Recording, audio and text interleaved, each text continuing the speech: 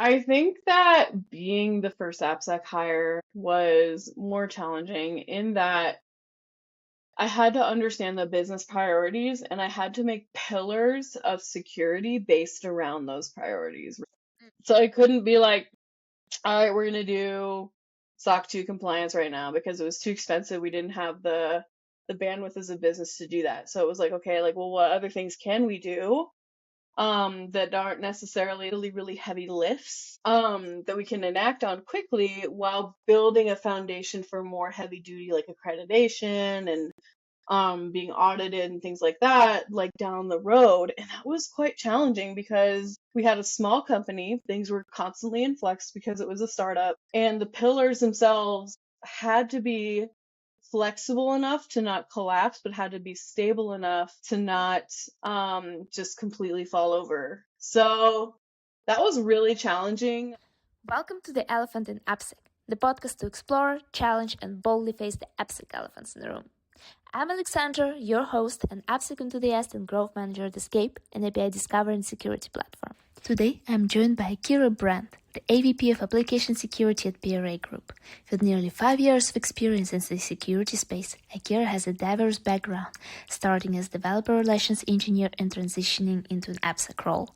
Passionate about education and Infosec, Akira has established herself as a distinguished public speaker, co-host of the AppSec Weekly Podcast for several years, and sharing her expertise as cybersecurity instructor on Katilyst. Akira is also a professional opera singer.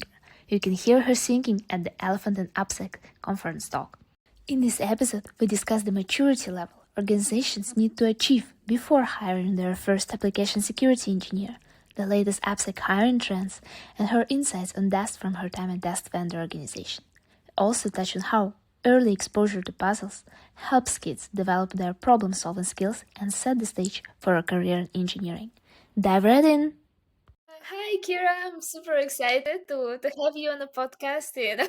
I've seen your name pop up kind of everywhere, and I really to know about your background. I think you've been an AppSec for I don't know how long now, and now you actually have super interesting story to tell, and I'm very excited, for everyone to learn about it. And I've read a lot about you online as well, and I think I came across one interview where you mentioned that your mom played the logic games and puzzles with you when you were young. So it was very interesting. I think my mom was very similar. Like she was forcing me to solve like math riddles, and I mean I loved it as well, but I can't very relate to that. To what extent do you think that early exposure kind of contributed, for you, or made it maybe easier for you to get started, in engineering later on, despite how much you love the singing? Yeah.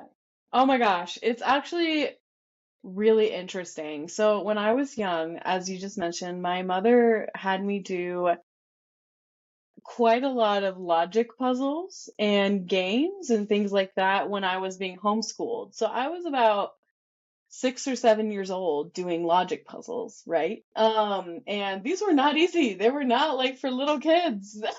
When I look back, I'm like, what was she doing?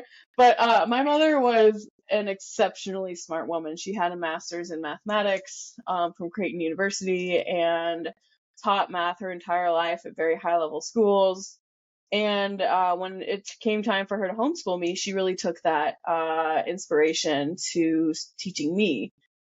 What I'll say is that I think it helped a lot in music, which was my first career before I came to AppSec, in that it helped me organize my thoughts in a way that was logical. And as such, I was able to look at like a giant score of different instruments, different vocal parts, and I could break them down and see how they worked together, like actually logically. It actually helped me with music theory as well, which is quite challenging in my opinion, at least. I think music theory is really rewarding, but it's really hard. But if you can think logically about how chords fit together, how different voicings fit together, how counterpoint works, stuff like that, it's all very mathematical at the end of the day. And then not ironically, but maybe a little ironically, when I was applying for training in software engineering, the school I ended up going to had logic puzzles as their main Okay. way of testing us. So I remember opening up like the practice test and I was like, oh my God, like Yes. this is what my mom taught me. This is crazy. So, mom has since passed on, but it was kind of cool just to like have an echo of her teaching when I was very little kind of show up in my adult life. So that felt really cool. Yeah, I mean that's always amazing, like how we realize, I think, also later in life, the impact that our parents, make on us. And yeah, and I mean, I personally know nothing about music. I'm more on the dancing side of things, but music is not something I know a lot about. So why did you decide to switch? Because you were, I think, you were a singer, right? So why did Yeah. you kind of go from opera singer to software engineer, and then into DevRel role, then AppSec engineer? Like, it's how did it Quite happen? a leap. It's quite a leap for sure. So there was two aspects to it. The first aspect was that I actually was really severely injured in my opera career. Like during that time, I just had a lot of just stuff going on with my body, and I found that it was really impacting me in a way that was very profound and probably permanent. I've gotten to a point now where I can sing again. I still sing on a regular basis, but as far as having singing be my main career, it just wasn't sustainable with having Injured. the physical stuff that I had going on. So I had to find something else. And I had a I had a partner at the time who was brilliant, like knew everything about computers, like so freaking smart. And he recommended to me that I try software engineering. And at the time I was like, no, dude, like I don't Okay. do computers. I don't do that nonsense. And he was like, please just like go to this weekend class at this like school. They'll teach you some stuff. It's free. You can borrow my computer. Like, and if you hate it, like I'll never mention it again. I was like, fine, I'll go to this dumb weekend class. I'm gonna hate it, and then we're never gonna talk about this again, right? Yeah. Wrong. Totally wrong. I loved it. Like it was just 2 full days of software engineering. One day was like introduction to front end engineering, which was like fine. Didn't really do it for me, but I was like, okay, like whatever, I'll come back the second day and see if I like it. And the second day was introduction to back end engineering, and it was in Ruby, and I was like, oh my gosh, I just like posted a tweet to Twitter. Is back when the Twitter API was open. Like we use the Twitter API, and I like posted a tweet to like Twitter, like through the command line, and I thought that was like the coolest thing I'd ever seen in my life. Like I was like, that's really what turned me on to the power of computing, right? I was like, oh my God, I had no idea you could like do this through like the Like back light end, you bulb. know? Yes, it was so cool, Alexandra. And like, I mean, the rest is history. I enrolled in the school. I got a grant opportunity to study there. And now fast forward 5.5 years later, I'm here. Exciting. Yeah. And are you happy with the choice that you made? And because like you then started software engineering, but now security. So what made you Yeah. change? So I started doing a lot of teaching and doing some software engineering, and then I moved into DevRel, which is like a mixture of teaching, writing, speaking, and software engineering. I'm really glad I found my way into security because I like writing code. Don't get me wrong. Like, I really enjoy coding. I like programming. And, like, for me, I wanted to know as much as I possibly could about all aspects of computing. And security sort of scratches that itch for me more than just straight coding does. So with security, you get to learn about networking, you get to learn about pen testing, you get to do cool things like threat modeling and code review and like all that cool stuff in the AppSec world. And with software engineering, I was always wanting to know more, and I felt like I couldn't necessarily have the brain space or the leeway to explore those other topics. Now, would I have been able to had I just stuck with it and just done straight software engineering? Yeah, I'm sure I would have. But like, this is how it turned out, and I am extremely grateful that it turned out this way. So I'll take it. Yeah, I mean, you can get to learn like so many different things, and also I think it's a lot more about relationships than software engineering.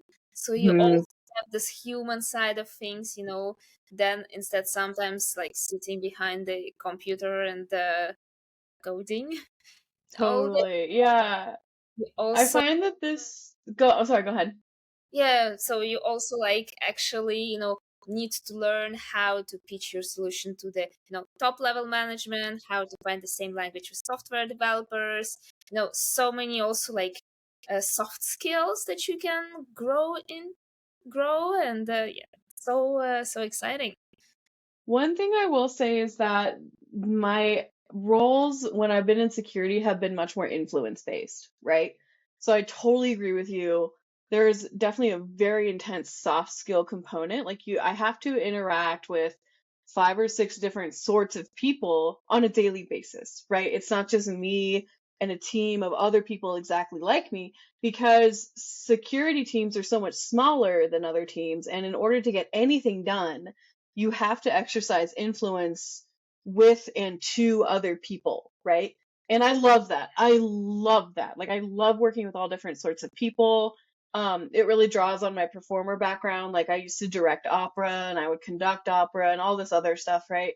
So I love like understanding where different people are coming from. I love learning about the different priorities of different people. And for me, I try to take a holistic view of like, okay, what's not only going to help the individual people, but what's going to help the collective? What's going to help the business advance forward? And how can security drive business such that we become like a valuable part of the business's objectives? Because sometimes security is kind of seen as like a nice to have Nice. until you get breached, and then it's like a must have, right? So I'm always trying to be proactive and like encourage people like, you know what, like security can drive good development, it can drive good processes, it can drive good policy, and it can drive good business outcomes. Yeah. So you think like the most important part of it is actually being able to tie everything to the business outcomes, or at least You have to, otherwise, like, what's the point? Like, yes, it's important to keep things secure, but without the business, we don't have a way to get paid, right? So you can't be in the way of the business, because then you're out of a job. At the same time, though, you can't necessarily like lay down and just let things slide that shouldn't slide, because if the business gets breached and loses yeah. money, guess what else? Then you're out of a job. So it's kind of like this very tight ropey sort of walk that you have to Have do, and that can be challenging. Yeah, I think it's challenging like day in day out, and I'm not sure what is more challenging when you actually join a huge org and then you kind of have to navigate it, or whether it's more challenging, as like you've done in one of your previous jobs, joining, as the first AppSec hire. Yes. Like, what do you think is potentially more challenging? I think that being the first AppSec hire was more challenging in that I had to understand the business priorities, and I had to make pillars of security based around those priorities, right?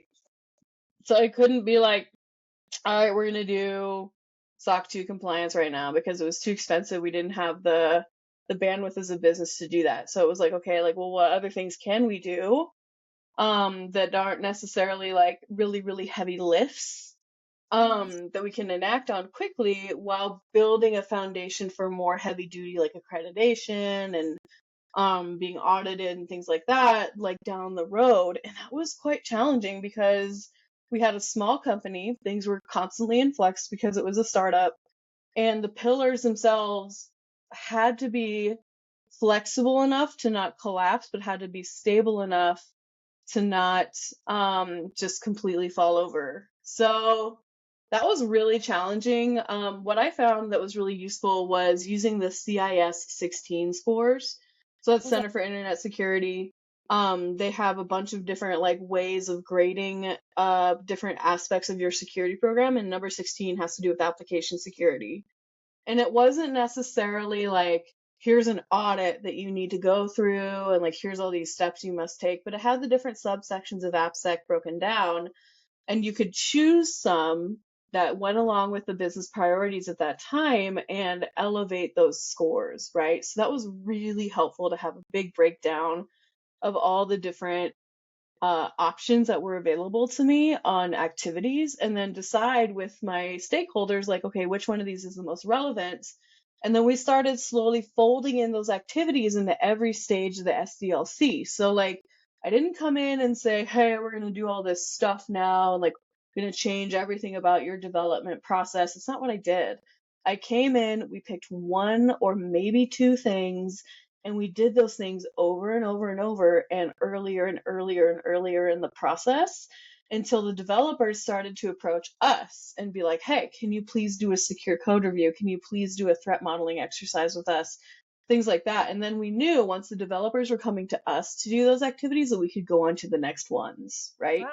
So we were building So you those can habits actually as we like went along. feel how you also like impacted in a way and changed the culture, right? Yeah, and culture change has to come slow, I think. And I think that the people who are writing the code, the developers themselves, are your biggest allies in making that change. You can't just impose whatever you want done on top of people. Like, that's just not how people work. It's not how they operate. But if you can encourage people with small activities over and over and over again, it starts to enter their psyche. It starts to enter their schema of how to design and develop secure software. And then they'll start to think like, oh, I should probably do this thing. Akira, can you help me do it? It's kind of like when you're teaching music, right? Like, you don't just like hand a student an aria that's like 10 pages long. You teach them how to sing one single note over and over and over again. You teach them how to do the right vowel on that note, and then maybe you give them a 5-note exercise, and that's all you do in that lesson, but you do it over and over and over. And then from those tiny little building blocks, you can really build up into like a 10-page aria, or in this case, a full secure SDLC, right? But you have to start small. Yeah. And do you think it contributes like a lot that it's a kind of a new thing, the security then, and you start small, and if you start, with the right processes, then you can actually build something great. While if, let's say, in another organization, someone already started on a bad note, then it's so hard to change, and incorporate this good learning behavior. I guess Yeah. that's way harder, right? It is really challenging. Each are challenging in their own way, but sometimes unlearning bad habits is its own particular process, right? Like the approach is different, right? Like, so I wouldn't come to some like organization that has like animosity between the dev and security teams and be like, okay, we're going to do threat modeling because that's what CIS 16 says to do. No, absolutely not. What you have to do is you have to get people in a room and have conversations with each other in a very structured and non-judgmental way, just to get to know each other and each other's processes and get everyone on the same page with goals and who is responsible for what. I feel like those are the things that people don't really cover, and that's where a lot of like bad blood or distrust comes from, is like no one's aligned on the same goals, no one knows who's responsible for what, decisions aren't being made at the right place at the right time, and no one is in the room together. So that's where I would start with that. It's just get people talking to each other, and you can have reparative conversations. It's okay to have tough conversations where the devs are like, security is giving us a ton of work. It's not fair. I have to stop my regular work on my regular features to fix what they want me to fix, and then it looks bad on me and my performance reviews, and it actually impacts people's lives, right? Like, maybe they're not getting raises that they should be getting raises and stuff, and like that's a big deal. And so it's important to have those kinds of conversations about like, here's what we're doing that doesn't work and here's the impact of why that matters. And have some therapy sessions, from time to time, whether they Yeah. can just vent. Okay. Okay. Yeah, so Yeah. it's just, yeah, you need to vent it. Just that's Well, how it is. that's a critical part of rebuilding trust. And what I'll say is that when you have to rebuild trust, I absolutely recommend using a structure of conversation that is pre-made. One thing that I really like is a resource called Liberating Structures. You can just find it at liberatingstructures.com. And Okay. they have like different sorts of conversational patterns and like just structures of how to talk to each other that work so well. I use them all the time, especially in a situation where there's some animosity or bad blood. They are very useful to get people on the same page and collaborating quickly without like it turning into a combative experience. Very interesting. I will look it up. It to be interesting to learn Yeah, from. for sure. And what do you think is like level of the maturity of the organization that you need to achieve to actually start hiring, your first application security engineer that would come and like establish the program and help to define the priorities and put, stakeholders in the same room? You know what? This is a tough question because I have my opinion on it, and then I'm discovering that my opinion is not what's actually happening in the real world. Um, and I'm sure that there's good reason why it's not happening in the real world, but I still think that my opinion is valid. So I'm going to just tell you what I think. Yeah, that's Um, no, so that's I yeah, personally, with all that being said, here's what I think. I think security should be one of the first hires you make. I really do. And people disagree with me and they'll say, no, you need to be like, if you're a startup, you need to be at least Series C or like late stage Series B, like so you can have a product to secure. But I'll tell you what, if you don't build secure practices into the beginning of your SDLC, guess what the first year or 6 months or whatever of your AppSec person's job is going to be? It's going to be undoing all those bad habits. And that is expensive. yep, Like that is not cheap. yeah. And I think it actually saves companies money in the long run to hire security and at least an AppSec engineer to build out a security program from the get-go. Because if you are building software, you are probably accidentally writing security vulnerabilities because that's how things work. And then if a security engineer comes in, the company's been around for 2 or 3 years and they turn on a SaaS tool and there's hundreds and hundreds of vulnerabilities. Like, that's not great. If you just did it earlier, things would be better. But of course, there's the question of cost, right? Security engineers are also not cheap. And sometimes a company just can't afford yet a security person to come on board, which is why I think personally it's really important to educate software developers from a very young, not age, but like from the time that they're first learning how to code on how to code securely so that you don't necessarily have to hire a security engineer, but you hire software engineers that are informed by security. Yeah, I think at least on like in my company, we're very lucky to have software engineers who are passionate about security, going to OWASP meetups, and Hmm. actually like build the projects, like build open source projects, to learn how to secure things. So, for example, one of them built like a graphical security academy, open source, and most of it, yeah, because it's important and fun. And I think that's something that should be a little bit within, yeah, coming from the top leadership culture. And then when you hire, you should actually pay attention to those things. But obviously, like for the security vendor, it's different. While when Hmm.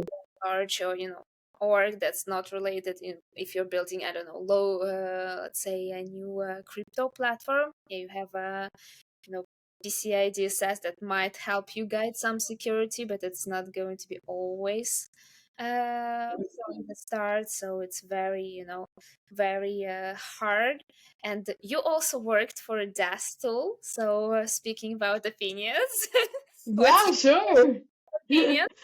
DAST. What's my opinion of DAST? That's a good question. I think DAST is valuable. I know everyone's like, this sucks and we shouldn't use DAST anymore and DAST is dead. Yeah. Like, okay, but I used it and it was really useful for me in my jobs. So I don't necessarily think that it's like not a useful tool. I think that it's a heavy tool. I think that it shouldn't, like, I don't think it should be the first thing you necessarily reach for because it can take a long time to configure, right? It can take a long time to get it set up. The DAST tools I've used have been somewhat confusing. Like, they take a while to figure out, and that's expensive, right? Like, the time cost for the person to figure it out on your team who's using it can be pretty pricey. So I think what we need to see in a revitalization of DAST is have it be a lot more user friendly. But Exactly. I don't, yeah. So, just update the UI or whatever it is. I mean, of course, that's so easy to say and very hard to do. But I know I think DAST is very valuable. Like, I've used it in a lot of my projects, and maybe I'm just newer to the industry and I don't understand why people are saying that DAST is dead. But I think it's fine. I think it's useful. I think it's valuable. It takes time, and you shouldn't necessarily use it as your first line of defense, like, because it is a little more reactive than proactive, I think. But yeah, no problems with me. Yeah, I think usually that's because people just had very bad experience with OWASP Zap, for example. Okay. Yeah, I used Zap. I loved it. I had a great time. And I really like the community around it. Like, I was on those message boards asking questions all the time. And I think that that's something that people maybe don't know about tools, especially community tools, is that usually there's a message board, like there's forums, like, and I was talking to the lead developer of Zap, like, personally on these message boards. Like, they care a lot. And that's ironically, what a lot of developer relations engineers do is they like hang out on those message boards and answer a ton of questions. So, is the tool bad? The tool could use some improvement, but is the community around it great? Absolutely. You will learn so much about security through trying to hack your way through an app using a DAST tool that you will never learn any other way. it's very interesting that you mentioned communities because yes, since you told like yours at the DevRel in your previous role, like you spend a lot of time answering hmm questions in the communities. What do you think is the best? Like, what could be the communities that you would recommend to be a part of? Oh my gosh, there's so many good ones. I love OWASP. OWASP is like gold standard, just good Yeah. stuff. And I know there's been drama about it recently, like there was a whole letter called OWASP Needs to Evolve. And I know that some of the people that are within the community are trying to push it forward and maybe have it be organized slightly differently. But as far as resources go, it's just fantastic. Resources. Um, yeah, resources are great. The community's great. I've been to many of the meetups here where I live, and it's great people. The other one I would say, my favorite community that I'm part of right now is actually one called Let's Talk Software Security. Dustin, right? Yeah, Yes. with Dustin Lair. Yeah, he is one of the main organizers of it. There's Ruchira Gupta as well, and Amanda Alvarez, I believe is her last name, are also organizers on it. It's wonderful. They meet once a month and we just talk about security and software, and the topics range from like what good is a DAST and like what should security drive quality was our last one, and like, Right. and it's free. So check it out. Let's Talk Software Security. Just Google it. Their meetup page is live and check it out. I've attended yesterday a call, so I Oh know. yeah, I think I saw you there actually. Yeah. Look at her tomorrow. It's a small world out there. I think security in general is a small world. Yes. For Yes, sure. it is. Yeah, and everyone kind of knows everyone in the end, and it's very fun. And yeah, I think I think what I like the most about the security is definitely like the community aspect of it. hmm Feel that you kind of belong to part of something bigger and people are really willing to help you, Yeah. and if you have questions, sometimes it's tough to ask questions in a group Yes. setting. I Yes.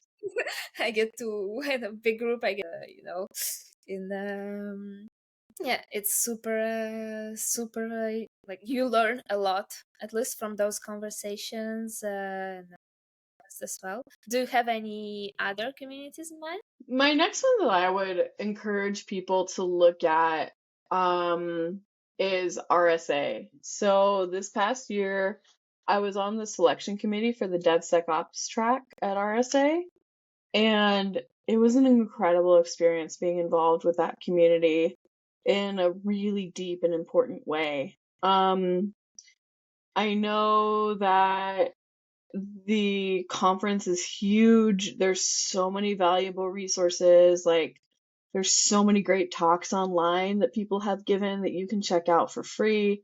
And if you speak at RSA or you help organize RSA, I think that's a really strong indicator that you care about sharing your knowledge. So something I would recommend people to do is if they see an interesting talk that they really got a lot out of, I'd say go to LinkedIn and find that person and just be like, hey, I really liked your talk. Like, can you spend a half hour with me and tell me more about the topic? Like, here's the 4 questions I have based on your talk. Really want to talk to you. And you will find like networking opportunities like wild, right? Like, because people really want to help. Everyone I met at RSA really wanted to help. No one was like, oh, I'm too important for you. Like, that never happened, right? Like, people are very willing to share their knowledge. That's I think that's great, and like I think you learn a lot as well from the podcasts and blogs because you had your own podcast as well, I right? do, yeah. So I, ironically, yeah, here we are. Which is the which is podcasting, and which Yeah, is podcasty. yeah. So I co-host a podcast called Application Security Weekly. We are under the conglomerate of Security Weekly Productions. We record every Monday, so we release an episode every Monday afternoon, and we have all kinds of really cool guests. Like, um, we've had, ironically, the way I found out about it was I was a guest and they Okay. asked me to host, which I thought was really cool. But we've had all kinds of like amazing people from like Forrester Research. We've had people that are like CEOs of their own companies. We've had people from Sneak. We just had Liran Tal from Sneak a couple weeks ago, which was like a great conversation. We've had people like we've had Simon Bennett on it. He's like the lead developer of OWASP. He's also the one I was talking to on all those forums. Like, it's just fabulous. Like, we really have some industry heavy hitters come on that show. And the last thing I'll say about that podcast is we also do weekly news, which Yeah. is where I try to learn as much as I can about cyber every week because my co-hosts will like post articles on what happened that week in the news. And man, my co-hosts are smart and they've been in this industry for a long time. So they'll post stuff and I'll read it. It looks like ancient Greek to me. And I'll parse through it and like look up definitions of the words I don't understand and like try to understand the context and like then I have to speak on it. Like, I have to talk about it. And it's really intimidating sometimes because I'll have to just sit there and be like, I don't really know what's going on. Can you explain it to me? Or I'll say, from what I understand, this is what I think is happening. Can you validate that? And they'll be like, yeah, that's totally right. And I'm like, yes. So that feels good. Like on the top of the world, because you Yeah. you got it. Yeah. Yeah, it's a great way to learn. Like, the best way to learn, in my opinion, is to teach other people. And one of the best ways to teach other people is to give yourself a regular platform to do so. So whether it's hosting podcasts or speaking or blogging or actually teaching at a school, you will learn a lot more than just sitting there and absorbing information on your own.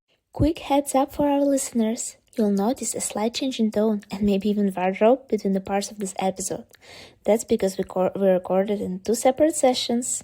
Consider it a little behind the scenes into the podcasting world, but still enjoy. Dive right in. You were telling me, about your podcast, and how you prepare, for different episodes. So I was really curious, what was actually like, since you were a podcaster, what as well.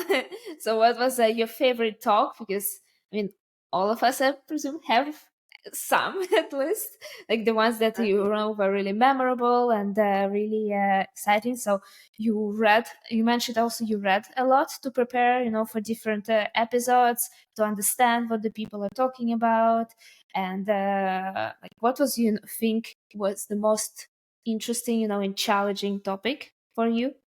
I think the most challenging topic for me was every topic ever when I was starting to do podcasting.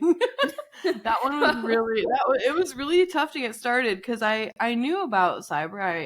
I had done my own work. I was my own practitioner, but I had never explained it on such a regular basis to so many people in a very organized way. So let's back up. Let me give you some context. Every week at AppSec Weekly, we do a interview, and then we also talk about the news.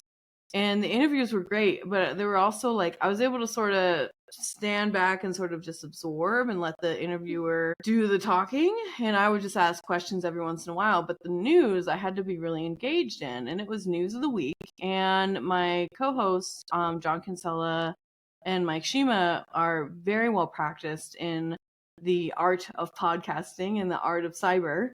And they would select these really intense articles that I would read them and be like, wow, I wish I had a single idea as to what was going on here when I first started. So I had to do a lot of research.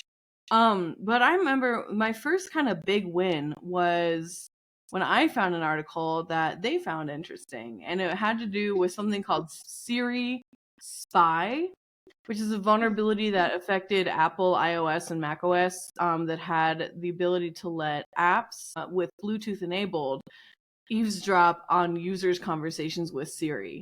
And I thought that was like really creepy and really cool. And I remember bringing that to our ASW episode, and we had a nice long conversation on it. But if you want to learn more about it, check out Siri Spy, SIRISPY. It's I'll pretty take a rad, look. Yep. actually. Yeah, it's pretty cool. Yeah. I think it's from, how old is this vulnerability? I don't remember. I think it's like in Like 2022 or something. one of my best friends, she works on the Siri, so Oh, that topic could be really close to heart. I mean, she works on more French version or general version. She's not on the security part, more like machine learning training. So it could be interesting to know if she actually thinks about the security. When she works on the algorithm and maybe thinking about attacks that can happen and how the data can be exfiltrated, which I'm not sure, but who knows? Maybe there is a process. Yeah, you should have her come on this podcast. Yeah, I mean, how did you? She's a bit shy, so I don't think. Yeah, Maybe she not would this be. time. Maybe not this time, but maybe eventually she'll be more at this. And or if I don't know, AI security podcast, that could be fun. Good. Yeah. So yeah, God, AI security is a whole beast that I'm just starting to get my feet wet in too. Like, I remember when AI first came out, I was kind of like nose in the air about it a little bit. I was like, oh, it's so bad. Like, no one's gonna adapt it, and I was wrong. I think AI is here to stay, very much so. The interesting thing about the security portion of it is that oftentimes people don't understand where their models are coming from. And that to me is a little bit disturbing. Like, that's the thing that really raises red flags for me, right? It's like, oh, like we use Claude or we use, a model from a different provider, but I'm like, okay, but like, do you know a lot about the model? Like, do you know what the data that model is trained on? And people go, oh no, not really. And then I'll say, well, do you know how this other component of it works? Or do you understand like the input output, like what happens in that black box? And no one really understands, from what I'm gathering, really what's going on. Like, there's just a lot of gray area and like a lot of, I don't think it's like misinformation. I think it's just such a new field that we don't have a lot of understanding of how this stuff actually works. So that makes it challenging for security, because if you don't understand how it works, how can you possibly secure it? So I'm keeping my eye on AI security pretty well. I'm actually doing a little bit of research on it right now because I want to give a talk on AI as it relates to application security, just based on some of the things I've found and what I'm working with in my job right now. But yeah, maybe I'll come on another time when I have like a little more research prepared and we can just talk about AI and AppSec. But I guess, yeah, what I'll say is like about AI is like, again, I used to kind of think it was maybe not going to catch on, but now I really truly think it is here to stay. Yeah, I think for sure, like that's something I use almost every day. Even for some personal things, it's just so helpful. And I think from the security perspective, at least one of the opinions that I heard, the problem is that quite often it's not explained in a language that most of people can understand. So it gets very technical very quickly. That's why it's a bit hard to grasp. But when I had a conversation with Rob van der Veer on one of the podcasts in the previous season, he mentioned that the first step in cases should be governance. Like same, with the applications, you start with the governance. You start by building, as you mentioned, all different algorithms that you might use, all the tools like you mentioned, like Claude, etc., that you might have. So you start there, and then you are building from it. And for very good resource for that, OWASP AI Exchange. So OWASP is really proactively working on AI security topic, and it could be very useful. I don't know if you want to get involved, you can. Yeah, happy to bring you in touch, and maybe it's also kind of a community project. So it's could be very interesting. And, it's important, I think, for anyone, firstly, to get educated, as you mentioned, on all of the topics, especially if you don't know them. But for maybe young engineers, sometimes it's hard. Like quite often I hear it, it's hard to know where to get started, and because there's so many resources online, so much content, not like in general on security. Like, is there something that you would recommend, for young security engineers, for them to get started on, like any resources that could be useful? Yes. Okay, so I actually have a really interesting story. Once upon a time, in the early 1700s, a mathematician named Leonhard Euler was born. Do you know Euler? Yes, I know. I Okay, studied mechanical engineering. okay, So you know it's Euler. been years. You know Euler. Yeah. So when he was young, he had a teacher, and he was like, "How should I approach learning?" And his teacher said, "You know what? You need to get the hardest mathematical books that you can find, and you need to work through the problems in those books with great dedication and do it over and over and over again." And I read that, I was like, my God, that's such a good idea. So what I do to try to up my knowledge around whether it's AI security or application security or like coding or anything like that, I find the hardest resources I can find and I work through them as diligently as I can. So for a young person or a person that is new to the industry, especially if you want to learn about AI security, I recommend looking at academic papers about it. Find academic papers on threat modeling AI. Find academic papers on just general security with artificial intelligence, and just read through them and try to understand what is happening. And you will have so much difficulty at first, like it's really hard. But you will have such a deep understanding by the time you're done. Sometimes if you actually want to go really hard, you can find out who wrote the paper and you can email them and ask them about their research, and maybe they'll reply, maybe they won't, but sometimes they do. And that's really great, and you can ask questions, and then you can like ask questions of your community, of like, like you said, going into an OWASP community and saying, hey, I read this paper and having trouble understanding this component. Can anybody help me? And people will. But I think if you start, like you take Euler's teacher's idea.